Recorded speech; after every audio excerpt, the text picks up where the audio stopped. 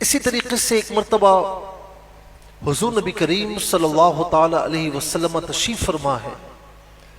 अबू जहल और उसके नाबकार साथियों ने बड़ा परेशान किया, जुल्म और सितम का निशाना बनाया और ऐसी ऐसी बातें की, तानो तशनी का निशाना बनाया कि हुजूर नबी करीम अलैहिस्सलातु वस्सलाम बड़े दुख दर्द में आ गए। लेकिन आपने कुछ फरमाया नहीं, वहां से तशरीफ ले गए। यहां ये शिकार के बाद वापस आए तो आपका वतीरा था कि खाना काबा में आकर एक तवाफ करते, उसके बाद बातचीत करते लोगों से और फिर वापस अपने घर तशरीफ ले जाते।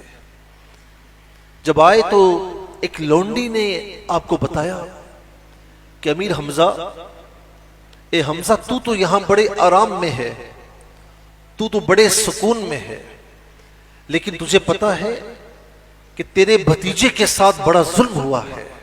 कहा क्या हुआ?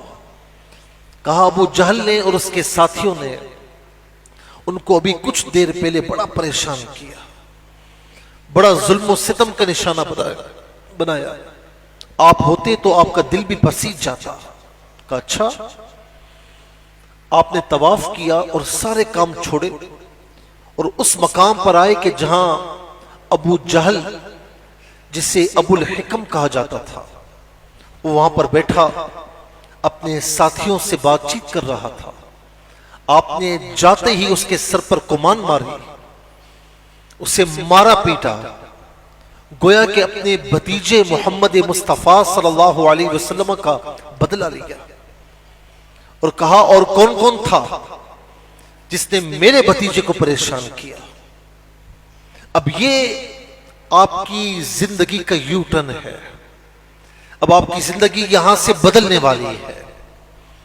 यहां तक कि अबू जहल के साथी उठे, लेकिन जाहिर है कि आपसे मुकाबला करने की ताब ना थी। अबू जहल ने कहा कि छोड़ दो, वाकई मैंने इसके भतीजे को बड़ा परेशान किया है। और उसके बाद एक रिवायत में ये है कि वहीं पर अपने इस्लाम का इजहार किया और बाद में सोचने लगे कि मैंने उस इस्लाम के बारे में पढ़ा नहीं, सुना नहीं, मैंने मोहब्बत में आकर, अपने भतीजे की मोहब्बत में आकर इस्लाम को जाहिर कर दिया। मुझे इस्लाम को पढ़ना चाहिए, इस्लाम के बारे में सुनना चाहिए। एक रिवायत यह है कि हुजूर नबी करीम अलैहिस्सलाम की बारगाह में पहुंचे और अपने इस्लाम का इजहार तो किया, लेकिन कहा कि भतीजे, मेरा दिल गूमगू की कैफियत में है, आप मुझे जरा इस्लाम की बातें बताएं। जब आप मुझे बताएं कि जब एक अच्छा बोलने वाला आपके सामने दीन इस्लाम की बातें करे तो आप बगौर सुनते हैं, सुनते चले जाते हैं, लेकिन जब इस्लाम की बात बानी इस्लाम अलैहिस्सलाम फरमा रहे हों तो उन बातों का आलम क्या होगा। बातें हुजूर अलैहिस्सलाम बातें फरमा रहे हैं, आप कान लगाकर सुन रहे हैं। यहां तक कि कहा कि भतीजे इस्लाम की बात करते जाओ, मुझे इस वक्त इससे बेहतर कोई और बात मालूम नहीं होती। और एक रिवायत यह है, कभी इस्लाम कबूल नहीं किया और हुजूर अलैहिस्सलाम के पास पहुंचे और कहा कि भतीजे परेशान ना होना, अपने आप को अकेला ना समझना, क्योंकि मेरे आका अलैहिस्सलातु वस्सलाम उनके वालिदैन इस दुनिया में तशरीफ फरमा नहीं थे और ये चचा थे।